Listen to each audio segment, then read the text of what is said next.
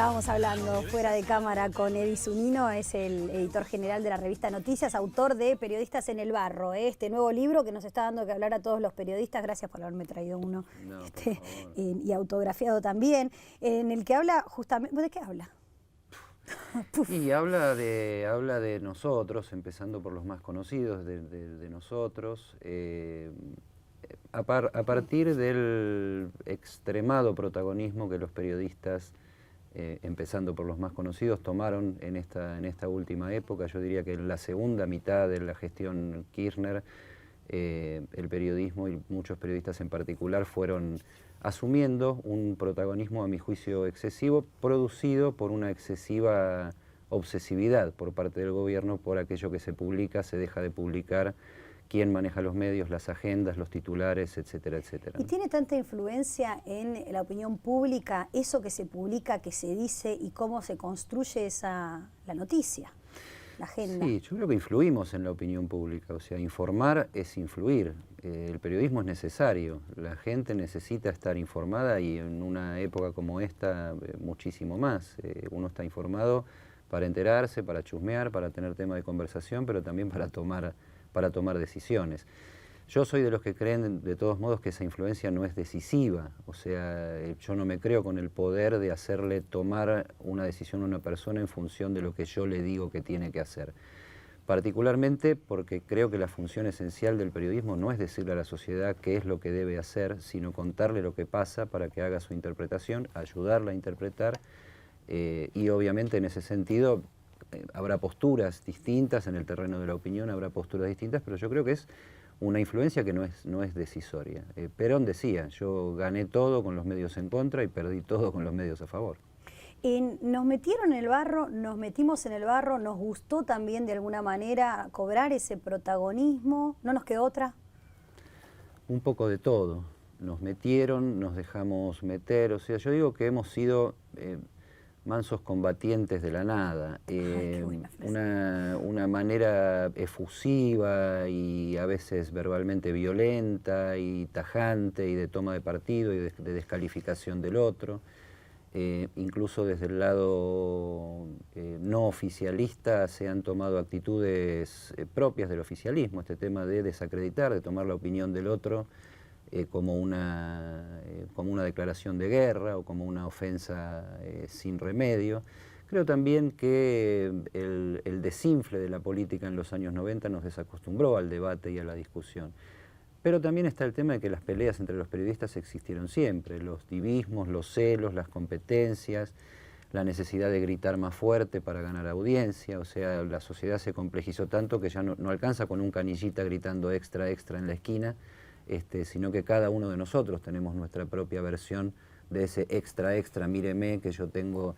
Creo que esas cosas no van a cambiar. Creo que la exposición del periodista y el protagonismo del periodista va a ir en más, y la construcción del informativo y de la noticia rodeada con conceptos antiguamente más ligados al show, al espectáculo, eso va a seguir. Pero todo es un tema de equilibrio, es un tema de darse cuenta, es un tema de darle a cada espacio su cosa, de no aturdir con tanto ruido, o sea, lo último que nosotros deberíamos hacer es confundir. Nosotros lo que deberíamos estar en nuestra función es para aclarar. Y todas estas peleas yo creo que confundieron, y creo que en el fondo fueron funcionales a un proyecto político que lo que buscaba era precisamente esto, de algún modo desenmascarar todas estas cosas que no se ven cuando se prende la cámara y se sale al aire, o no se ven cuando el diario ya está escrito. ¿Y eso tiene algún costado positivo? Porque todo esto que estamos debatiendo todo el tiempo, solo se hablaba en la facultad, en análisis del discurso, en, no sé, periodismo y política o periodismo y literatura, no estaba en la calle, ¿no? Yo creo que hay un lado positivo y hay un lado inevitable. O sea, yo creo que tiene una parte muy buena el lanzamiento de la discusión sobre el esquema de los medios de comunicación en la Argentina. Los equilibrios eran desequilibrados, las posiciones entre empresas periodísticas están desbalanceadas, y el trabajo de los periodistas está metido dentro de ese desbalance. Se nos acusó de defender intereses, como si los que acusan no defendieran intereses. Acá el problema no es defender los intereses, sino con qué honestidad se los defiende. Entonces yo creo que el debate de cuál es el envase, la distribución, la intención y la postura de quien tiene el deber de informar a la sociedad, que la sociedad presencia y se involucra en ese debate, es positivo. Sobre todo en una época donde la revolución de la tecnología convierte en un editor en potencia a cada usuario de una computadora. O sea, la gran discusión en el mundo del periodismo es que las audiencias se liberan y se editan solas. Entonces, la gran discusión es cómo vamos a hacer para que nos elijan a nosotros como editores de ese nuevo momento, y eso lleva a un reordenamiento económico, industrial, empresario, del discurso, de la postura del periodista, de la transparencia con la cual se relaciona y se vincule con la audiencia. Entonces yo creo que ahí se mezcla lo positivo y se mezcla lo inevitable, porque la revolución de la tecnología va a seguir, no va a ir para atrás, va a ir para adelante. Ahora, en esa confusión o en esa discusión entre las audiencias y los periodistas ha quedado instalada en mucha gente esta historia de estás diciendo esto porque te paga tal o cual persona, ¿no? Como que fuese una máxima y que era la lógica de Néstor Kirchner, ¿no? Permanentemente yo me acuerdo cuando lo entrevisté, lo decía fuera de aire, era a vos te paga porque se basaba en una frase que le había dicho Mañeto en una reunión que él contaba, en la que le decía, vos olvídate que nuestro diario va, no me acuerdo si era a ser condescendiente o iba a ser tranquilo con el principio de su gestión, lo que yo digo, los periodistas lo hacen, ¿no? Y con esa lógica, como si fuese tan básico como, no sé, un supermercado, se comenzó a construir la idea de que todos los periodistas hablamos por el medio donde estamos, ¿no? Es mucho más complejo. Vos trabajás en la redacción de noticias hace un montón de años con un montón de periodistas y me imagino de las complejidades de cada nota, de cada título, de cada enfoque. O sea, es casi imposible hacer que un periodista produzca exactamente lo que el dueño del medio, quiere de esa nota, ¿no? Es más compleja esa relación. Es un problema de supervivencia. Estructuras con mayor desarrollo económico pueden darse el lujo de una mayor libertad e independencia de ciertos poderes. O sea, cuanto menos vos dependas de la plata del otro, se supone que más condiciones para mayor independencia vas a tener. Eso no es fatalmente así, puede suceder absolutamente lo contrario. Yo tengo la suerte de trabajar en un medio donde nadie me impone cuál es la agenda que tengo que decir y cuál es la agenda que no tengo que decir. Obviamente uno se atiene a una estética, a un formato, a un público que con el transcurso de los años lo va conociendo, y obviamente, sobre todo en un medio como Noticias, donde la portada, donde la tapa es el gran llamador, es el afiche de la película para que vayas al cine, digamos, te lleva a la permanente tensión, es por dónde vas a recortar, porque es un recorte de la realidad, por dónde vas a recortar para que el tema tenga resultado y sea interesante para la gente. Por un lado, por lo que la gente está demandando, y por otro lado, para lo que vos crees que puede, aunque no lo esté demandando, que eso es la primicia, o sea, que vos le digas, vos no venís hablando de esto, pero yo te voy a contar esto y te va a interesar. También existe la tensión entre el empresario y el periodista. Siempre existió, siempre va a existir. Hay en un punto dos lados del mostrador. Uno paga el salario, el otro lo cobra. Esos son las condiciones básicas de trabajo. Uno piensa de una manera y el otro piensa de otra manera. El que invierte su dinero puede sentirse con el derecho de que los medios que pone en circulación no traicionen su manera de hacer o sus propios compromisos. Pero bueno, ahí estamos los periodistas también. Esa tensión también va a existir siempre. Y esa tensión no tiene por qué significar una situación primero, ni de guerra permanente, y segundo, tampoco de sospecha, es parte de la realidad. O sea, en cualquier ámbito colectivo de trabajo hay este tipo de tensiones en cuanto a cómo se va a expresar el producto final que se fabrique. Nuestra fabricación es lo que nosotros fabricamos es totalmente inmaterial, es totalmente inasible, es información, son contenidos, son puntos de vista, son planteos que a veces tienen que ver con el análisis de la economía, tienen que ver con el planteo de posturas ideológicas, de posturas políticas. Entonces eso no puede ser de otra manera que darse en una tensión. Ahora, el que acusa a todos de que todo lo que hacen lo hacen por dinero es el viejo apotegma de que dime lo que cuestionas y te diré qué es lo que te pasa y dónde te aprieta el zapato, de actuar en espejo. De todos modos, yo creo que los Kirchner, como Perón en su momento, han sido unos agudos analistas de lo que sucedía en el mercado editorial, en el mercado televisivo y radiofónico, y en estas propias internas, llamémosles, entre los periodistas. Ellos asumieron con la mayoría de los medios prácticamente quebrados. El país estaba quebrado y los medios estaban en esa situación. La mayoría de los periodistas no teníamos trabajo fijo. Ellos vieron toda esa situación, trabajaron por convencer a algunos, por comprar a otros, y a los que no aceptaron ni de una ni de otra manera se pusieron a trabajar para destruirlos.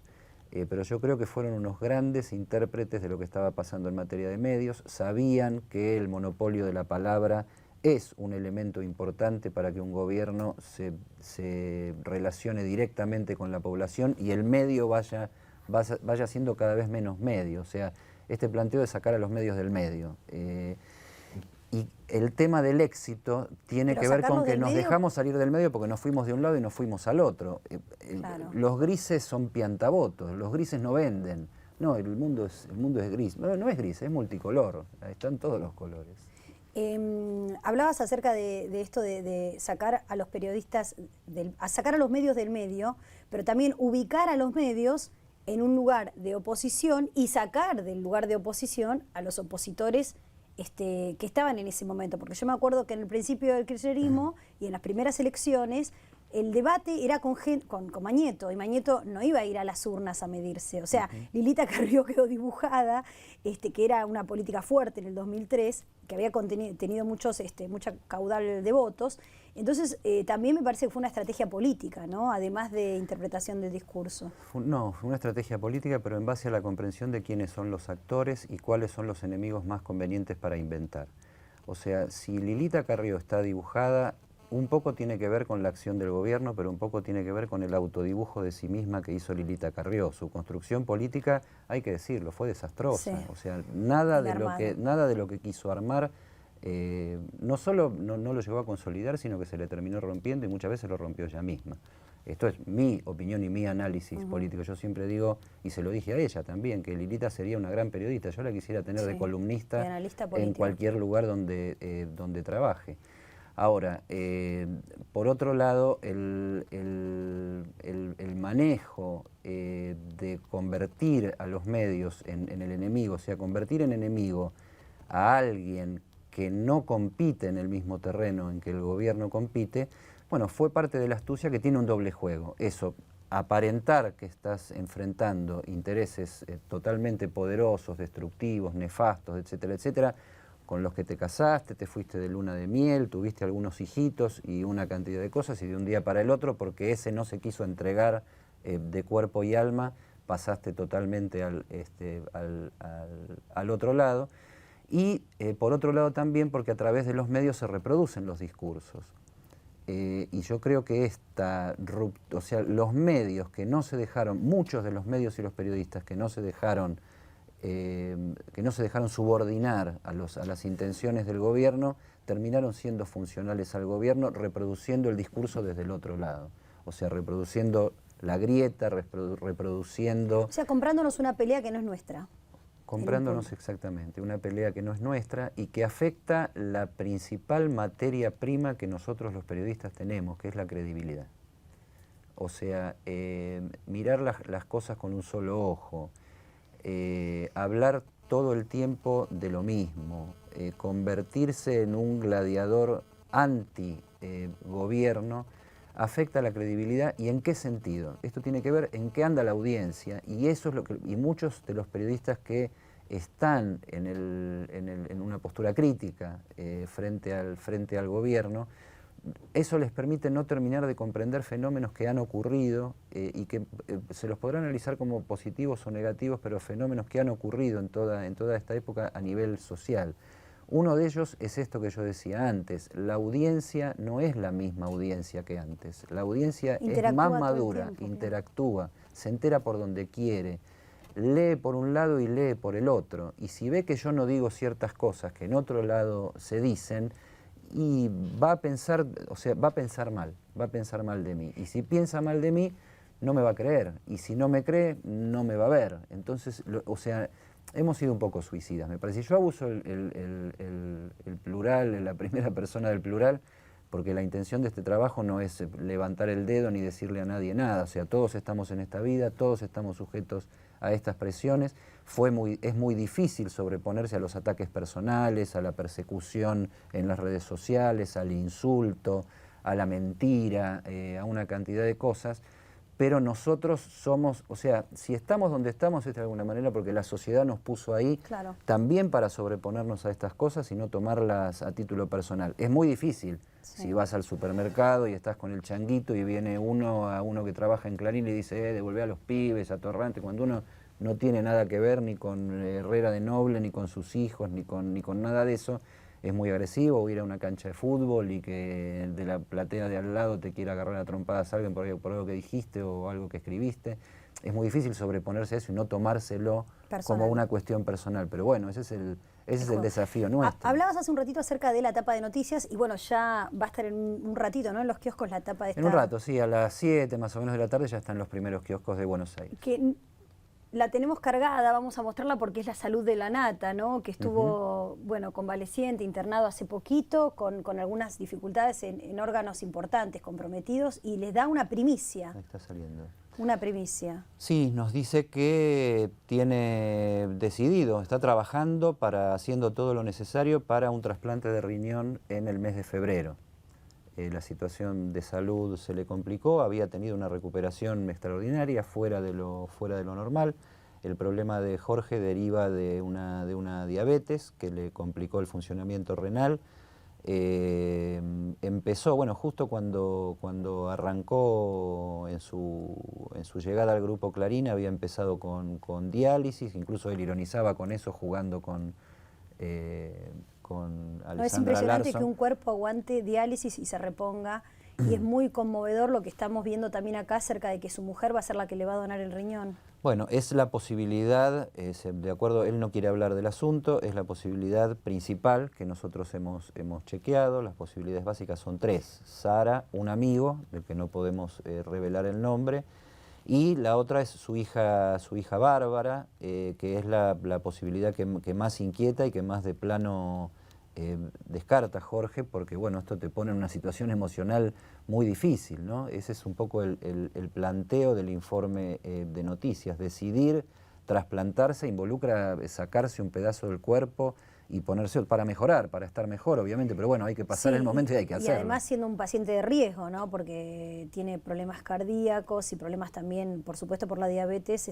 para curarse. Y el tabaco. Y el tabaco. Tiene que dejar de fumar. Un poco la portada de noticias y esa imagen es la gran contradicción médica del caso Lanata. Él tiene que dejar de fumar para llegar a febrero descontaminado del tabaco y del cigarrillo, para que el trabajo de los cirujanos pueda ser efectivo. ¿Y cómo fue? ¿Él dio una nota? Él dio una nota, él estuvo muy enojado con Noticias, sí, cuando hicimos la tapa con Sara Brown, con su mujer. Inexplicable, ¿no? Porque habiendo sido editor también de diarios, era una nota súper buena. Bueno, nos metimos, tuvimos un revolcón en el barro con Jorge. Lo cuento en el libro, o después de la tapa también, la novela de la nata y la historia clínica de la nata es un poco parte también del capítulo La Nata en el libro. En aquel momento Yo primero me enojé también claro. cuando él saltó, yo escribí una nota en perfil.com diciéndole cómo un editor irreverente, independiente y autónomo le va a decir a otro que no sea independiente, irreverente y autónomo. O sea, yo edito lo que quiero y lo que a mí me parece. Y la verdad que aparte era una nota hecha con sumo respeto, hasta elogiosa, y te digo, me parece que esa mujer es hermosa, fascinante, y el mejor remedio que se pudo encontrar la nata para transcurrir el motivo en todas las cosas. Un probablemente gran sostén. de toda la titulamos El arma secreta de la nata. Sí. Lo que pasa, supimos después que todo eso se dio en medio de un conflicto matrimonial. Ellos estuvieron separados prácticamente hasta la última reinternación de Jorge hace muy poco tiempo. Yo terminé interpretando que él, qué sé yo, hizo un gran gesto de caballero ante su Dulcinea, defendiéndola en público por algo que ella no tenía totalmente decidido hacer, pero que había colaborado, claro. que fueron 3 producciones de fotos, una cantidad de cosas. De todos modos, bueno, dejémoslo en el pasado. La nata volvió a hablar con Noticias, y el tema más importante es que se pueda recuperar, porque él estuvo, yo creo que es uno de los personajes fundamentales del periodismo argentino. Para los que les gusta es un ídolo, exageradamente. Para los que no les gusta es un enemigo del pueblo, exageradamente. Yo creo que nadie tiene derecho a quitarle a la nata lo que le ha aportado a la credibilidad, a la modernización, a la defensa del ejercicio del periodismo con su estilo. Con sus maneras. Lo han cuestionado por ir a trabajar al Grupo Clarín, como si eso significara una lesa traición a la patria, y yo creo que no tenía muchos otros lugares donde tener una fuente de trabajo acorde al talento y a la calidad propósito que ejerce la nata, porque no es solo periodismo, es entretenimiento. Se quedó sin aire escrito, ha hecho libros, ha hecho documentales. Ahora, está bastante en boga esto de creer, o sea, leer a los periodistas más conocidos, a los que vos seguramente de los cuales hablás en el libro, por el presente, como si ninguno hubiese hecho nada más que lo que hizo durante el kirchnerismo, como si eso definiese a periodistas que han estado en el medio y que han hecho miles de cosas, bueno, no sé, 40, 30, 20 años, ¿no? Ese recorte también me parece que lo da esa inmediatez de poder opinar y poder sentirnos, está bien y hay libertad para opinar, pero a veces se opina, como vos decías, combatimos por la nada, porque finalmente no entendemos bien sobre qué estamos peleando, ¿no? Porque la distribución del poder al final aún no se ha modificado tanto, el poder que el gobierno le adjudica a los medios no es tal, y el poder verdadero sigue estando vivito y coleando, ¿no? El de los medios, el de otros sectores económicos que el gobierno con quien no se ha peleado. Ahora digo, ¿vos crees que con la ley de medios va a haber una modificación de ese poder mediático, o que la batalla ahora con el Grupo Clarín va a seguir, que ya vamos a pasar al siguiente periodo y que va a quedar licuado? Es complejo, porque la declaración de constitucionalidad de la ley de medios por parte de la Corte Suprema no termina la discusión, la abre en otros aspectos, que es la aplicación de la ley. O sea, hay 4 artículos de adecuación del Grupo Clarín a una nueva realidad, que lo van a pelear palmo a palmo. O sea, ya están en una pelea directa con Sabatella y la Autoridad Federal de Regulación y de Aplicación de la ley. Pero por otro lado también actúa la política. O sea, nos enteramos ayer que uno de los principales socios de Clarín en Cablevisión, David Martínez, pasa a ser uno de los principales accionistas de la empresa Telecom. Ya salió Sabatella a decir que si es accionista de Telecom no puede ser accionista del 40% de Cablevisión Fibertel, y tiene que salir a vender eso. Por otro lado, Cristóbal López se compra Ideas del Sur, pasa a ser uno de los principales productores de contenidos, en principio habiendo hecho la compra de lo que fue el Grupo Haddad, o la mayor parte de lo que fue el Grupo Haddad. El principal productor de contenidos audiovisuales del país, y el principal proveedor de contenidos de entretenimiento para el Grupo Clarín. Entonces acá, por un lado, es la aplicación de la ley, cómo eso se va a traducir en la pelea judicial que entable el Grupo Clarín, y por otro lado, las presiones económicas y políticas, o sea, como que se le va rodeando el rancho a Clarín con otros actores que han sido bastante agresivos en su presencia en el mundo de los medios. Muchos de ellos, Cristóbal López no es un personaje muy famoso, más bien hablamos cada vez más de él, pero más bien todo lo contrario, no lo conocemos del todo, un empresario del juego, un empresario de la obra pública, un empresario del petróleo, un empresario todoterreno, muy vinculado en su origen y en su crecimiento a estos 10 años de kirchnerismo. Entonces habrá que ver. Lo más triste de todo sería tener que esperar un próximo turno y una nueva mayoría para empezar a generarle enmiendas a la ley y que volvamos al viejo engendro de la vieja ley de radiodifusión, que enmienda sobre enmienda, se termine privilegiando solamente los intereses de las empresas y no los intereses de las audiencias, si bien las audiencias, que es la población. Claro. Si bien la ley originalmente tiene sus trampas, tiene una trampa demagógica, tiene una declaración de un 33% de medios en manos de organizaciones sociales. Los que trabajamos en medios sabemos que acá hacer un medio no es solo tener ganas de decir cosas, sino que hay que invertir en tecnología, hay que pagar salarios, hay que mantener todo eso. Hay que tener un costo fijo de funcionamiento. Hay que tener un costo fijo de funcionamiento. Cualquier pequeño comerciante sabe lo que le cuesta mantener un comercio y sabe lo que le cuesta en cargas sociales, en impuestos y que yo tomar una persona que le pueda dar una mano. Imagínense un canal donde aparte tenés que invertir en tecnología, o sea, con una PC no te alcanza. Claro. Y una registradora y un postnet para pasar la tarjeta no te alcanza.